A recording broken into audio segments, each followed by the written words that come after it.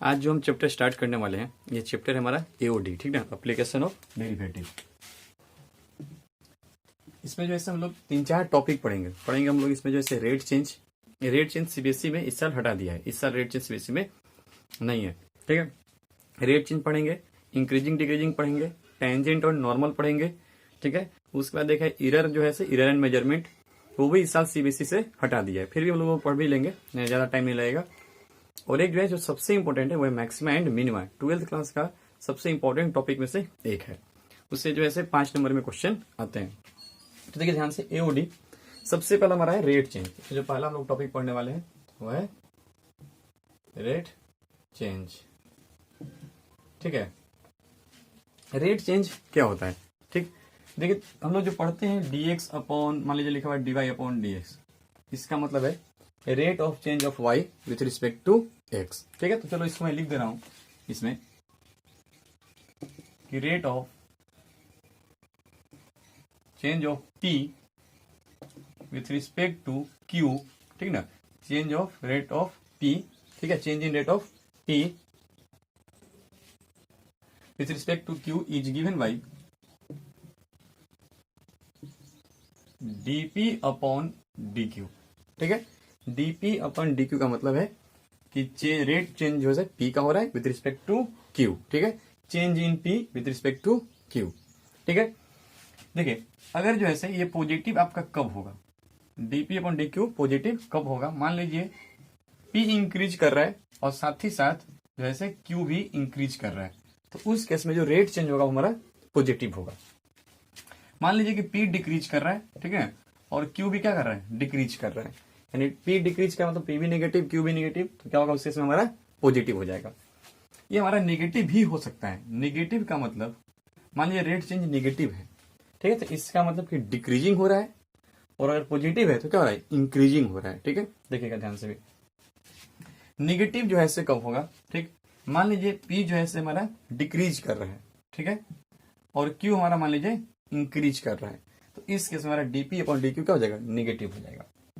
मान लीजिए कि पी इंक्रीज कर रहा है और क्यू हमारा जो है डिक्रीज कर रहा है, तो इस केस में हमारा क्या हो जाएगा, नेगेटिव हो जाएगा, ठीक है। तो इस पे ज्यादा कुछ है नहीं, थ्योरी टाइप से पढ़ना, ठीक ना, हम लोग क्वेश्चन पे ही चलेंगे डायरेक्टली। बस ये ध्यान रखिएगा कि डीवाई अपॉन डीएक्स क्या होता है, ठीक है, change in y with respect to x होता है। डीवाई अपॉन डी क्या होता है, change in y with respect to t होता है। डिफरेंशिएशन बस आपको आना चाहिए कि डिफरेंशिएशन क्या होता है, ठीक। जैसे कि मैं आपसे बोल दूं कि लिखा हुआ है y is equal to sine theta, ठीक है, और आपको निकालना है क्या है, फाइंड dy अपॉन dx, आपको ये फाइंड करना है। तो ये कैसे फाइंड कीजिएगा, ठीक है। तो देखिए अगर इसको हम लोग डिफ्रेंशिएट करेंगे x के रिस्पेक्ट में, ठीक है, हमें निकालना है क्या, dy अपॉन dx, ठीक है, तो साइन क्या हो जाएगा, कॉस हो जाएगा, ठीक।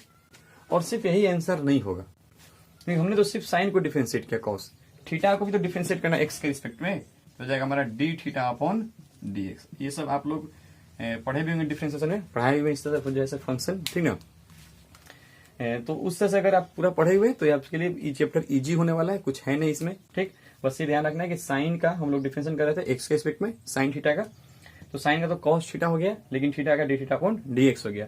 तो इसी तरह के हम लोग को जो है जरूरत पड़ेगा डिफरेंशिएशन का इस एक्सरसाइज को बनाने के लिए। तो हम लोग चलते हैं कुछ क्वेश्चन पे डायरेक्टली।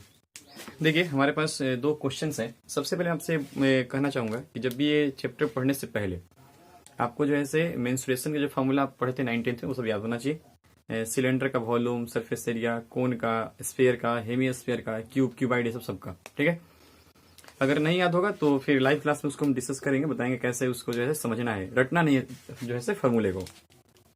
देखिए करा है द रेट ऑफ, ठीक है, find the rate of change of area, ठीक है, क्या निकालना क्या है, the rate of change of area, ठीक ना, यानी आपको जो है एरिया में चेंजेस है निकालना है, of circle per second with respect to its radius, किसके रिस्पेक्ट में, रेडियस के रिस्पेक्ट में, यानी आपको निकालना क्या है, एरिया निकालना है किसके रिस्पेक्ट में, रेडियस के रिस्पेक्ट में, ठीक है, ये आपको फाइंड करना है।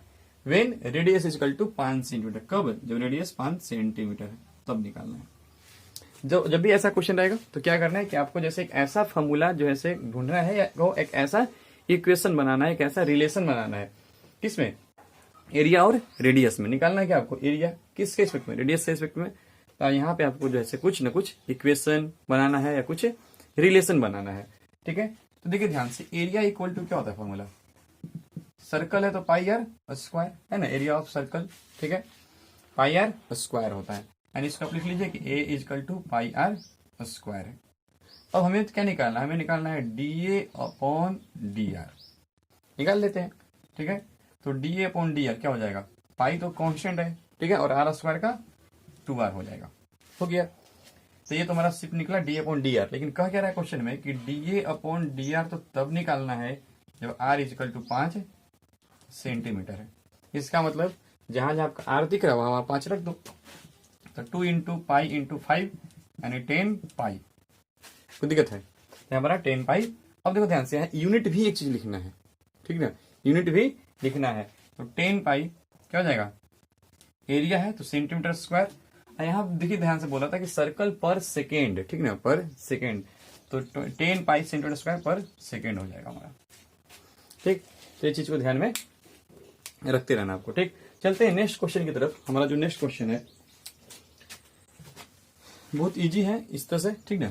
चलिए, अच्छा एक चीज और देखिए, एक चीज और बताना चाह रहे हैं कि मान लो हमें dy अपॉन dx निकालना था, हमने निकाला और ये मान लीजिए आ गया निगेटिव। तो अगर dy अपॉन dx निगेटिव आ गया, इसका मतलब क्या है कि ये जैसे डिक्रीजिंग है, यानी y जो है x के स्पीड में घट रहा है, निगेटिव आने का मतलब है। अगर पॉजिटिव आता है तो क्या बोलते हैं कि ये जो है इंक्रीजिंग है, ठीक है, नेगेटिव आने का मतलब डिक्रीजिंग है। अब अगर क्वेश्चन आपको गिवन रहेगा कि dy अपॉन dx डिक्रीज कर रहा है 3 सेंटीमीटर स्क्वायर पर सेकेंड या कुछ भी ऐसा दे दे, तो इसका मतलब कि dy अपॉन dx हम लोग -3 लिखेंगे, ठीक है। अगर बोल दे कि dy अपॉन dx जो है वो डिक्रीज कर रहा है 3 सेंटीमीटर पर सेकेंड से, या कुछ भी रेट दे दे इस तरह से, तो इसका मतलब कि dy अपॉन dx जैसे डिक्रीजिंग लिखा है तो -3 कर देंगे, ठीक है, ध्यान रखिएगा। या फिर अगर -3 आया इसका मतलब क्या है, डिक्रीजिंग है, या क्वेश्चन अगर डिक्रीजिंग गिवन है तो इसका मतलब ये माइनस में उसका आंसर ले लेंगे -3 इस तरह से। चलिए बढ़ते हैं नेक्स्ट क्वेश्चन पे। हमारा नेक्स्ट क्वेश्चन कह रहा है कि द वॉल्यूम ऑफ क्यूब, ठीक है, मिटा दो इसको। नेक्स्ट क्वेश्चन कह रहा है कि द वॉल्यूम ऑफ क्यूब, ठीक है, क्यूब का यहाँ पर आपको वॉल्यूम याद रहना चाहिए, is increasing, volume of cube increase कर रहा है at a rate of 9 centimetre cube पर सेकेंड, ठीक है। देखिए ध्यान से, वॉल्यूम यानी डीवी अपॉन, ठीक है, at the rate of 9 centimetre cube पर सेकेंड यानी डीवी अपॉन dt, ठीक है, क्या दिया हुआ है 9 सेंटीमीटर क्यूब पर सेकेंड दिया हुआ है, ये आपको गिवन है, ठीक है। चलिए कह रहा है how fast is the surface area increasing, surface area कितने जो है तेजी से इंक्रीज करेगा जब लेंथ ऑफ एन एज, ठीक ना, क्या क्यूब है, क्यूब का एज क्या होता है, क्या साइड उसका, ठीक है, क्यूब क्या होता है हमारा, ये क्यूब है, कह रहा एज, ये तो एज है हमारा, एज का तो क्या हुआ उसका लेंथ इंक्रीज कर रहा है, ठीक है, साइड इंक्रीज कर रहा है। The length of an edge is 10 centimetre, कह रहा है कि जब लेंथ जो है एज का वो जब 10 सेंटीमीटर है उस समय जो है रेट निकालना है किसका, एरिया का, सरफेस एरिया का, ठीक है। देखिए ध्यान से की और कि सिर्फ एरिया दे दे या सरफेस एरिया दे दे तो इसका मतलब है कि टोटल सरफेस एरिया की बात करता है। अगर कर्व रहेगा तो कर्व लिखा रहेगा, ठीक है। चलिए हमें निकालना है यहाँ पे, चलो देखो ध्यान से, हमें निकालना है क्या, सरफेस एरिया, यानी हमें निकालना है डीए अपॉन dt, ठीक है, क्योंकि वॉल्यूम जो है किसके रिस्पेक्ट में चेंज हो रहा है, टाइम के रिस्पेक्ट में, तो हमें जैसे सरफेस एरिया निकालना है, ठीक, यानी डीए अपॉन dt, ठीक है। चलिए कब निकालना है डी अपॉन dt, जब लेंथ जो है या कहिए एज जो है, एज कितना है 10 सेंटीमीटर है। मान लीजिए एक्स हमारा एज को मान लीजिए हमने एक्स से डिनोट किया, क्या हो रहा है एक्स इजिकल टू 10 सेंटीमीटर है, ये हमें बताना है, कोई दिक्कत यहाँ पे। चलिए अब यहाँ पे लिखते हैं लेट, मान लो लिख लो let edge be, edge of cube be x centimetre, ठीक है, कुछ भी लिख लीजिए अपना, let edge of cube be x centimetre है। तो हमें निकालना है एरिया, ठीक ना, तो सबसे पहले आप एरिया का फॉर्मूला लिख लो, ठीक है।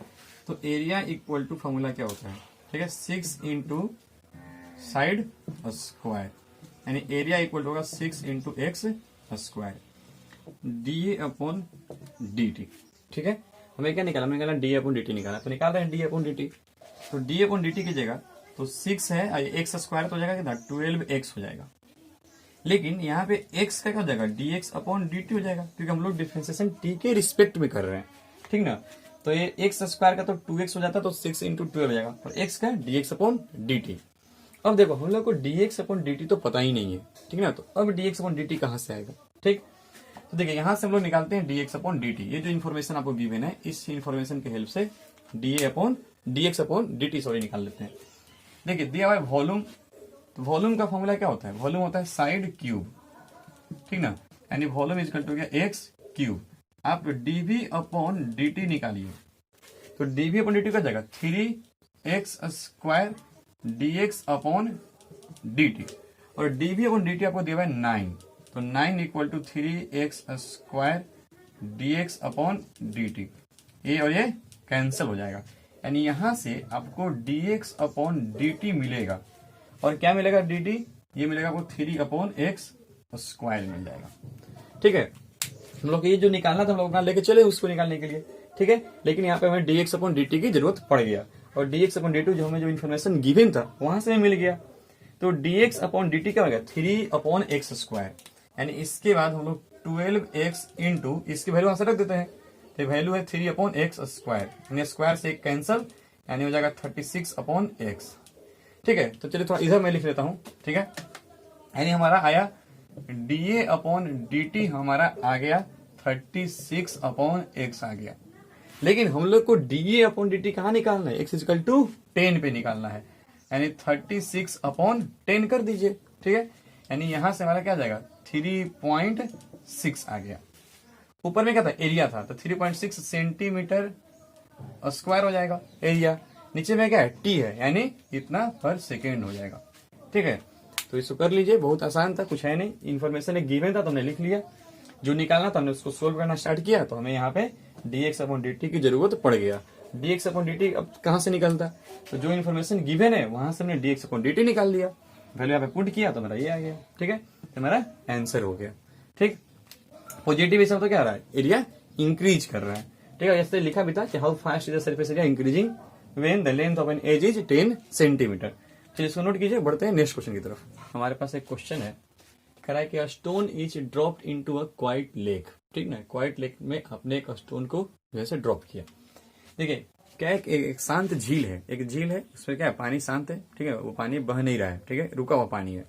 उससे आपने एक पत्थर को ड्रॉप किया, तो पत्थर को ड्रॉप करोगे तो क्या होगा, इसमें कुछ ना ऐसे ऐसे वेव बनते हैं। जैसे मान लीजिए यहाँ पे आपने ड्रॉप किया पत्थर को, तो ऐसे ऐसे ऐसे ऐसे वेव बनता है, ठीक है। आप कहीं भी जाना, जैसे मान लो कोई तालाब हो, कोई भी झील है, वहां पे आप अगर पत्थर को ड्रॉप करोगे, सोचोगे कैसे, एक बकेट ले लो, बकेट में पानी को डाल दो, ठीक है, पूरा भर दो पानी, जब पानी शांत हो जाए, ठीक है, तो उसमें अगर आप ऐसे कुछ भी डालोगे ना तो वेव ऐसे ऐसे बनता है, ठीक है।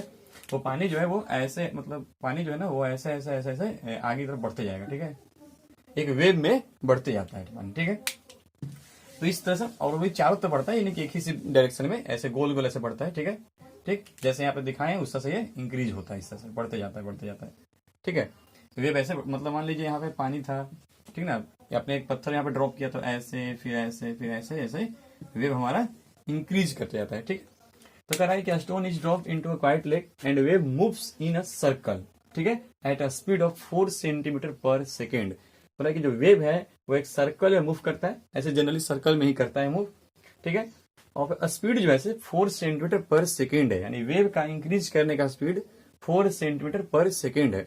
अब खुद सोचो कि जब वेव इंक्रीज कर रहा है, ठीक ना, वेव जो है से बढ़ रहा है, तो उसका स्पीड आपको दिया हुआ है 4 सेंटीमीटर पर सेकेंड। तब सोचिए ध्यान से कि वेव का स्पीड का मतलब क्या हुआ। मान लीजिए आपने यहाँ पे पत्थर ड्रॉप किया, तो ऐसे ऐसे ऐसे ऐसे वेव बढ़ता है, तो वेव जो बढ़ रहा है उसका स्पीड है 4 सेंटीमीटर पर सेकेंड। तो देखिए वेव बढ़ने का मतलब क्या है ना, कि ये जैसे इसका रेडियस बढ़ रहा है, ठीक है, वेव बढ़ने का मतलब क्या है, रेडियस बढ़ रहा है, ठीक है, क्योंकि ये सर्कुलर मूव कर रहा है ऐसे ऐसे सर्कल में। अब इसका वेव को बढ़ने का स्पीड है 4 सेंटीमीटर पर सेकेंड, इससे मतलब रेडियस बढ़ रहा है। तो ये क्या दिया एक्चुअली में, ये आपको रेडियस दिया हुआ है, d r upon per second यानी d t equal to 4 centimetre per second हो गया, इससे ये आपको गिवन है।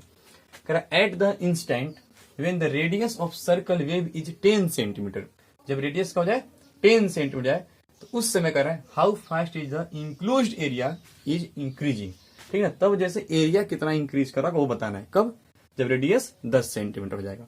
एंड देखिए ध्यान से, एरिया इक्वल टू क्या होगा फॉर्मूला, पाई आर स्क्वायर, क्योंकि हमारा ये क्या है सर्कल है, मूव कर रहा है ना वेव, वेव क्या है सर्कल ऐसे बना रहा है, ठीक है। तो एरिया क्या हो जाएगा pi are square, dA upon dt क्या होगा बताइए, तो डीए अपॉन dt हो जाएगा 2 पाई आर, और आर का हो जाएगा डी आर अपॉन dt।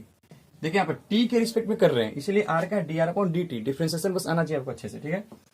अब हमें क्या बताना है कि dA upon dt equal to, देखिए 2 पाई आर, और डी आर अपॉन dt का वैल्यू दिया हुआ है, कितना है 4 है, यानी dA upon dt 8 pi r आने वाला होगा।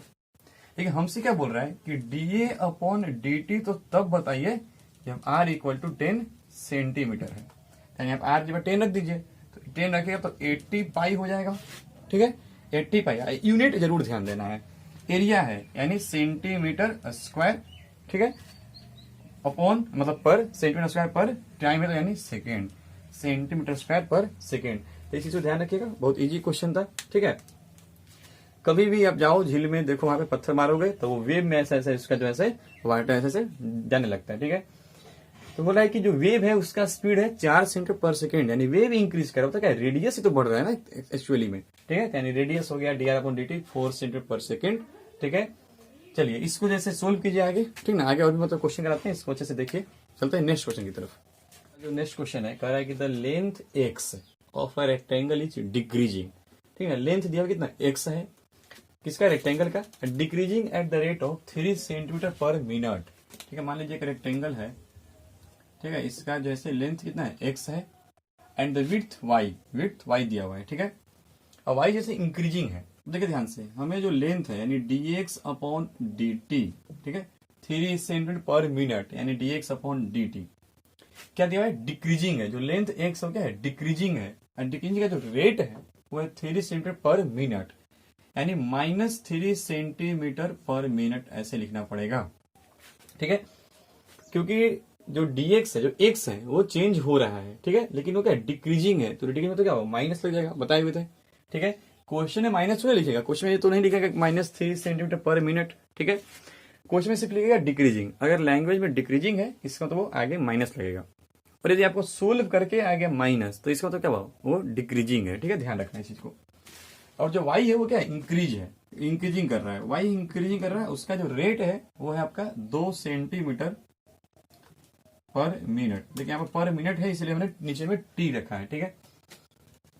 कर रहा है कि वेन x इक्वल टू 10, जब x इक्वल टू 10 होगा y इक्वल टू 6 होगा, तो उसमें निकालना है find the rate change of perimeter, पहला क्वेश्चन। दूसरा क्या है एरिया। चलिए पहला क्वेश्चन बनाते हैं। पेरीमीटर इक्वल फॉर्मूला क्या होता है 2 इंटू एल प्लस बी, और यहाँ आपको एल दिया हुआ है x और बी दिया हुआ है y, ये हो गया आपका। निकालना क्या है dp अपॉन dt, ठीक है, change in perimeter with respect to time, ठीक। तो चलिए यहाँ पे 2 लिख लिया, 2 तो कांस्टेंट है, इंटू में 2 रह जाएगा, x का डिफरेंशिएशन t के रिस्पेक्ट में dx upon dt, plus y का डिफरेंशिएशन t के रिस्पेक्ट में dy अपॉन dt, और equal to dx upon dt की वैल्यू आपको मालूम है -3 गिवन है क्वेश्चन में, प्लस dy अपॉन dt 2, यानी 2 हो गया, ठीक है। तो कितना हो जाएगा, देखो ध्यान से कि जो ऐसे -3 है प्लस यानी -1, तो हो जाएगा आपका -2 हो जाएगा, ठीक है। चलिए अब -2 जो है आपका निकल गया dp अपॉन dt, ठीक है, -2, और साथ में जैसे क्या लिख दो यूनिट लिख दो, तो dp है यानी ऊपर पेरीमीटर है, तो पेरीमीटर क्या हो जाएगा बताइए, तो अगर ये सेंटीमीटर में, लेंथ भी सेंटीमीटर में है, y भी सेंटीमीटर में है, क्या हो जाएगा, ये क्या हो जाएगा सेंटीमीटर पर मिनट, ठीक ना, मिनट में था तो पर मिनट। ये था पहला क्वेश्चन। दूसरा क्वेश्चन चलते हैं। दूसरा क्वेश्चन में बोल रहा है एरिया, एरिया क्या होता है x इंटू वाई होता है, ठीक है। तो आपको क्या निकालना है dA अपॉन dt निकालना है, तो u इंटू भी लग जाएगा। तो चलो x को डिफ्रेंशिएट करते हैं t के रिस्पेक्ट में, तो dx अपॉन dt, y को छोड़ दिया, प्लस एक बार x को छोड़ दिया और y को करते हैं तो dy अपॉन dt हो जाएगा, ठीक है। यानी dA upon dt equal to dx upon dt की वैल्यू कितने हैं -3, यानी -3y plus x into dy upon dt, dy upon dt value कितनी है 2 है, यानी हो जाएगा 2x। तो आया dA अपॉन dt, लेकिन हम लोग को DA अपॉन DT कब चाहिए, जब x इज इक्वल टू 10 है और y इक्वल टू क्या है 6 है। तो यहाँ पर लिख लेना कि जब x इज इक्वल टू 10 है एंड y इक्वल टू 6 है, तो कुछ नहीं बस यहाँ पे वैल्यू पुट कर दीजिए। तो x इज इक्वल टू 10 तो क्या बन जाएगा 20 माइनस y इक्वल टू कितना है 6, तो कितना हो जाएगा -18 हो जाएगा, यानी आ जाएगा 2। ठीक है, और बात चलेंगे यूनिट का। तो एरिया है तो यूनिट क्या हो जाएगा, देखिए यहाँ पर सेंटीमीटर में सब था तो सेंटीमीटर स्क्वायर पर मिनट, यहाँ पर लिख लीजिएगा कि सेंटीमीटर स्क्वायर पर मिनट हो जाएगा।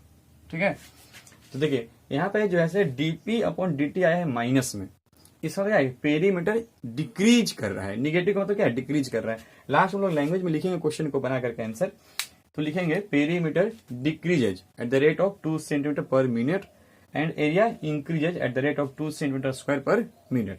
ठीक है, ये पॉजिटिव है मतलब इंक्रीज कर रहा है, ये नेगेटिव है मतलब डिक्रीज कर रहा है, यही ध्यान रखना है। ठीक है, आंसर में -2 नहीं लिखेंगे, जब आंसर लिखेंगे तो वहां पे डिक्रीजिंग मेंशन करके लिखेंगे 2 सेंटीमीटर पर मिनट। ठीक है, चलिए अब इसमें क्या आप अपना आगे चलिए क्वेश्चन बनाइएगा। ठीक है ना, एक्सरसाइज से एक क्वेश्चन मैं और भी बता दे रहा हूँ। ठीक है, देखिए हमारा जो नेक्स्ट क्वेश्चन है कह रहा है कि the total cost CS in rupees associated with the production of x unit of an item given by.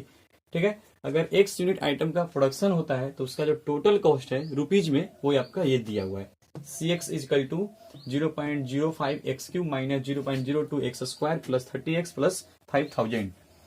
ठीक है, फाइंड द मार्जिनल कॉस्ट, आपको मार्जिनल कॉस्ट बताना है वेन 3 यूनिट आर प्रोड्यूस्ड, जब 3 यूनिट प्रोडक्शन हुआ है उसके बाद आपको मार्जिनल कॉस्ट बताना है, और x यूनिट प्रोडक्शन का जो टोटल कॉस्ट है वो ये दिया हुआ है। ठीक है, ये जो है टोटल कॉस्ट आपका है x यूनिट प्रोडक्शन का।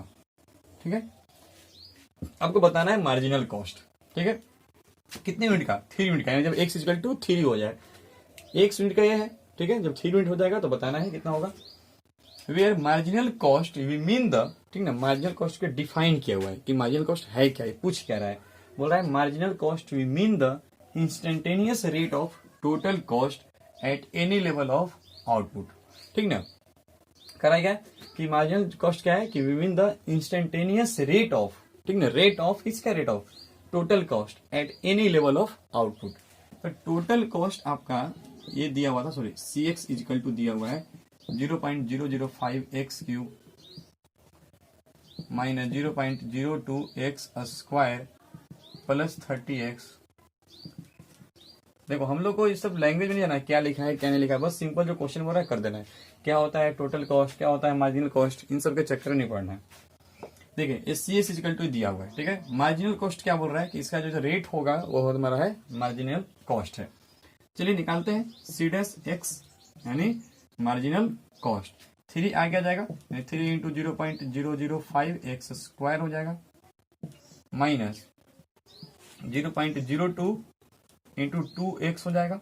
ठीक है, x स्क्वायर का 2x प्लस में आपका 30 हो जाएगा। ठीक है, ये आपका निकल गया मार्जिनल कॉस्ट। कब बोल रहा है मार्जिनल कॉस्ट निकालने के लिए, जब x इक्वल टू कितना है 3 यूनिट है। तो चलिए 3 इंटू 0.00, चलो इंटू कर लेते हैं इसको। ठीक ना, ठीक हो जाएगा 15। ठीक है, यानी ऐसे 0.015 इंटू एक्स स्क्वायर, यानी एक्स स्क्वायर का मतलब क्या है 9 माइनस इसको इंटू कीजिएगा। ठीक, तो 0.4 हो जाएगा। ठीक है, चलो 0.04 इंटू एक्स है, एक्स कितनी है 3 प्लस ये 30, आप इनको सोल्व कर लीजिएगा, आपका यहाँ से आंसर आ जाएगा। ठीक है, ये हमारा हो गया आंसर। तो ऐसे क्वेश्चन को बनाइए। ठीक है, मिलते हैं फिर नेक्स्ट क्लास में, लाइव क्लास में, और वहां पे सारे जो है डिस्कस करेंगे जो आपसे नहीं बने क्वेश्चन एक्सरसाइज का, जिनको प्रॉब्लम रहेगा। Thank you.